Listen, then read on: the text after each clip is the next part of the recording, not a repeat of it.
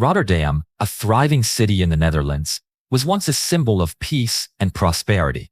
Known for its picturesque canals and modern architecture, the city was a bustling hub of commerce and culture. Before the war, Rotterdam had established itself as a key port city with significant strategic value. It was crucial not only to the Dutch economy, but also as a logistical center for European trade. The city's architectural beauty and cultural vibrancy were celebrated, and its citizens lived in what seemed like a perfect harmony.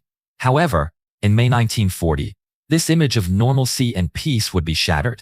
As Nazi Germany turned its attention to the Netherlands, Rotterdam's strategic position made it a key target. With the approach of the German forces, Rotterdam's peaceful streets were about to become the scene of unimaginable destruction. The city's defenses, while determined, were unprepared for the scale of the attack that was about to unfold. This juxtaposition of calm and impending devastation sets the stage for the tragic events that would unfold over the following days. As the German forces executed their Blitzkrieg strategy, Rotterdam's future would be forever altered. Little did its citizens know that the day they looked up to the sky, admiring the calm before the storm, would soon become a grim reminder of the destructive power of war. The German bombing of Rotterdam on May 14, 1940, known as the Rotterdam Blitz, was a pivotal event during the German invasion of the Netherlands in World War II. On the afternoon of May 14th, approximately 90 Heinkel He-111 bombers from Luftwaffe's Kampfgeschwader 54 Squadron dropped about 97 tons of bombs on Rotterdam. The bombing lasted only 15 minutes, but devastated nearly 2.6 square kilometers of the city center, including 24 churches, 69 schools, 2 theaters, 2,350 shops, and over 500 cafes and hotels. Earlier that day, German General Schmidt had issued an ultimatum to the Dutch commander in Rotterdam: surrender or face destruction. While negotiations were underway, a communication failure led to the bombing proceeding as planned, resulting in the city's near-total destruction. In the aftermath, nearly 1,000 civilians were killed, and over 78,000 people were left homeless.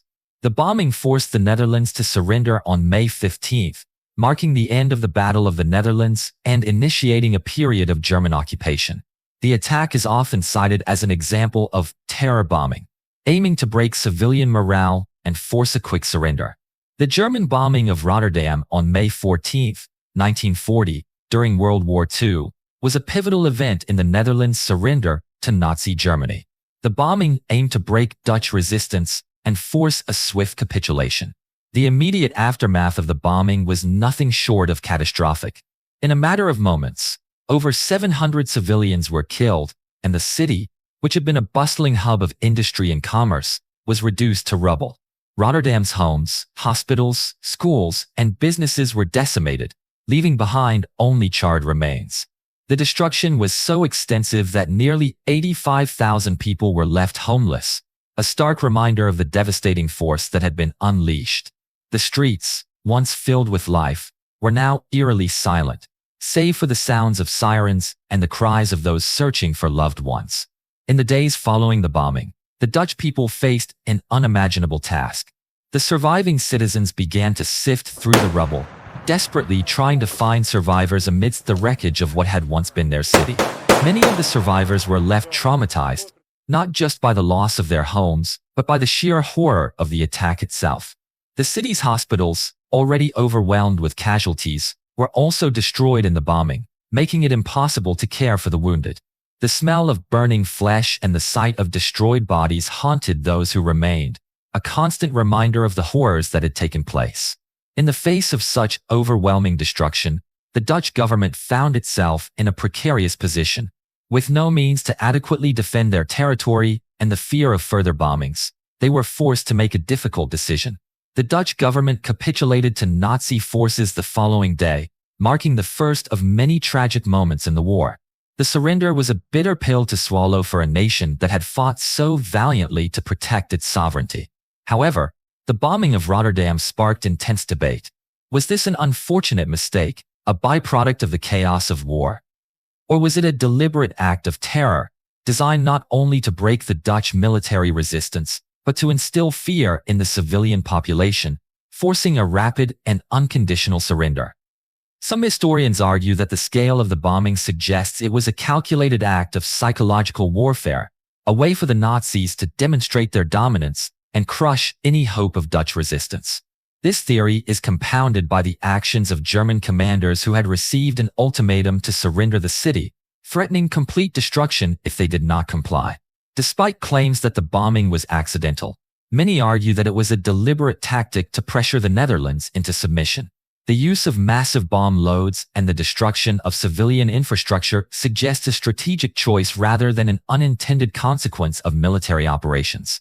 The brutality of the attack, combined with the lack of adequate warning to civilians, raised doubts about the intent behind the bombing. For many, it was a horrifying glimpse into the extent of Nazi aggression, a reminder that the regime would stop at nothing to achieve its goals. As the survivors began to bury their dead, the grief was palpable. Mass graves were dug for the unidentified bodies, and the process of clearing the rubble and recovering the dead continued for months. The city of Rotterdam would never be the same again. The bombing left a scar on the city's collective memory, a painful reminder of the cost of war and the human suffering it inflicts. In the years that followed, Rotterdam would rebuild, but the memories of May 14, 1940, would never fade. The city struggled to comprehend the full scale of the destruction, and the loss of life remained a haunting reminder of the devastating power of war. This tragedy was not an isolated incident in the early years of World War II, but a chilling prelude to the destruction that would sweep across Europe in the years to come. The bombing of Rotterdam remains a symbol of both the horror of warfare and the resilience of a city that, despite its suffering, would rise again. The Fall Gelb operation, initiated by Germany in May 1940, was a key military strategy during World War II that aimed to swiftly defeat the Netherlands, Belgium, and France. This campaign, also known as the Battle of France, was intended to break through the defensive positions of the Allies in the Low Countries, enabling Germany to launch a broader attack on France. The operation employed the innovative Blitzkrieg tactics, characterized by rapid, concentrated attacks using tanks, infantry, and air support, that would later become infamous for their effectiveness in quickly overwhelming enemy defenses. Rotterdam, being one of the largest and most strategically important cities in the Netherlands, played a pivotal role in this German military strategy. Positioned along the Nieuwe Maas River, Rotterdam was a critical hub for both the Dutch military and their civilian infrastructure. Its ports, railways, and industries were essential to the Dutch war effort, making it a prime target for the invading German forces. The decision to heavily bombard Rotterdam was part of a broader strategy to cripple the Dutch resistance and force them to surrender quickly, thus enabling the Germans to concentrate their forces on France. General von Kluer, a key figure in the operation, was charged with executing the military assault on Rotterdam. As a senior commander in the German army, von Kluer was responsible for overseeing the progress of the invasion and ensuring the city's capture. His role in the bombing has been subject to significant scrutiny, as his orders directly led to the devastation of Rotterdam's city center. Von Kluer's decision to target civilian areas, despite the potential for immense loss of life, was consistent with the German military's broader strategy of psychological warfare, inflicting terror on the Dutch population to hasten their capitulation. The bombing itself was a horrific demonstration of the destructive power of modern warfare. In just 13 minutes, over 1,000 high-explosive bombs were dropped on the city, completely obliterating large portions of Rotterdam, including homes, hospitals, and schools. This indiscriminate attack left over 700 people dead and displaced nearly 85,000 civilians. It was a clear signal to the Dutch leadership that further resistance would come at a devastating cost. The immediate destruction of Rotterdam was part of the broader German tactic of breaking the will of the enemy through overwhelming force, and it was a decisive moment in the battle for the Netherlands. While some have argued that the bombing was a regrettable but necessary act of war, there is considerable debate over whether it was a deliberate act of terror. Historians continue to examine the circumstances surrounding the bombing, with some suggesting that it was intended not only to destroy Rotterdam's strategic infrastructure, but also to demonstrate Nazi power and compel a swift surrender from the Dutch. This theory is supported by the fact that, despite ongoing negotiations for surrender, the bombing went ahead, resulting in unimaginable destruction. In the context of the larger German invasion of the Netherlands, the bombing of Rotterdam played a critical role in the rapid collapse of Dutch defenses. After the attack, the Dutch government, faced with the threat of further bombings, was forced to capitulate, marking the beginning of Nazi occupation in the country. The bombing of Rotterdam, though not the sole factor in the Dutch surrender, was a key moment in the German strategy to secure a swift victory in the Low Countries and maintain momentum for the larger invasion of France. The tragic event in Rotterdam, while a single chapter in the broader narrative of World War II, exemplifies the brutality of the war and the lengths to which the Nazi regime would go to achieve its military objectives. The devastation of Rotterdam remains one of the most tragic symbols of the costs of war, serving as a stark reminder of the horrors of aerial bombardment and the sacrifices made by those who suffered through the attacks. In the wake of the Rotterdam Blitz on May 14, 1940, the city's residents grappled with profound loss and unimaginable hardship. The bombing, which obliterated much of the city center, left over 700 civilians dead and displaced nearly 80,000 people. Amidst the devastation, the stories of survival, courage, and resilience of Rotterdam's citizens emerged as a testament to the human spirit. One poignant account comes from Cornelia Feickschot, who, from 50 kilometers away in Utrecht, witnessed the aftermath of the bombing. She described how the sky turned a deep red, casting an eerie glow over the city. As she and others looked on in disbelief, pieces of charred paper, some adorned with floral patterns, drifted down from the sky, remnants of the destruction below. This haunting image underscored the scale of the tragedy and the emotional toll it exacted on those who survived. The terror and helplessness were not confined to Rotterdam itself. The distant witnesses also felt the weight of the destruction, witnessing a city lost in an instant. In the immediate aftermath, Rotterdam's residents faced the grim task of sifting through the rubble. Volunteers and survivors alike worked tirelessly to locate survivors and recover the bodies of the deceased. The heat from the fires was so intense that it caused bodies to become unrecognizable, and in some cases, the remains were reduced to ash. One harrowing account describes the discovery of 3 young girls who had taken refuge in a church vault. When rescuers opened the vault, they were met with an unbearable stench and found the girls' bodies had liquefied due to the extreme heat. The horror of such sights left an indelible mark on all who participated in the recovery efforts. Despite the overwhelming grief and loss, the people of Rotterdam displayed remarkable resilience. In the face of adversity, they came together to rebuild their lives and their city. The destruction of their homes and livelihoods did not break their spirit. Instead, it galvanized them to support one another and to honor the memory of those lost. This collective strength became a defining characteristic of Rotterdam's post-war identity, as survivors found solace in the bond they shared. In the midst of the ruins, families and communities rallied together to help one another, creating an unspoken unity that transcended the devastation. The emotional impact of the bombing extended beyond the immediate aftermath.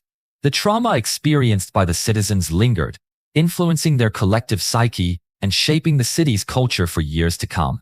The fear that gripped the population during the attack was replaced by a resilience that helped the city rise from the ashes. Yet, even in the shadow of such profound loss, the people of Rotterdam demonstrated an enduring capacity for hope and renewal. As the city began the arduous process of rebuilding, the stories of its citizens, marked by fear, loss, and resilience, served as a powerful reminder of the strength of the human spirit in the face of unimaginable hardship. These narratives not only honor the memory of those who suffered, but also inspire future generations to uphold the values of courage and perseverance. The experiences of Rotterdam's citizens serve as a lasting legacy of resilience, showcasing how even the darkest moments can yield hope, unity, and rebirth. The bombing of Rotterdam on May 14, 1940, remains one of the most devastating events in the history of the Netherlands, leaving lasting scars on both the city and its citizens.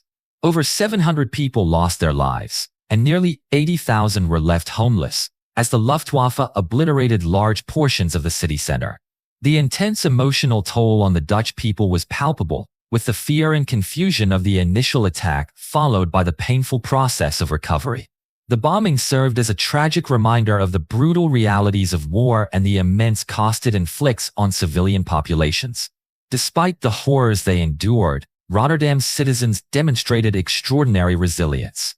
Their courage in the face of unimaginable loss and their determination to rebuild their shattered city became a defining feature of their legacy.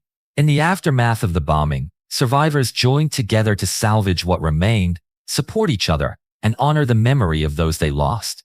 This collective effort laid the foundation for Rotterdam's recovery and shaped the city's identity in the years that followed. On a global scale, the bombing of Rotterdam marked a significant moment in World War II history. It was a pivotal part of the early stages of the German invasion of the Netherlands, demonstrating the power and devastation of aerial bombardment. The destruction of Rotterdam, particularly its civilian targets, emphasized the harshness of warfare and the immense human cost of conflict.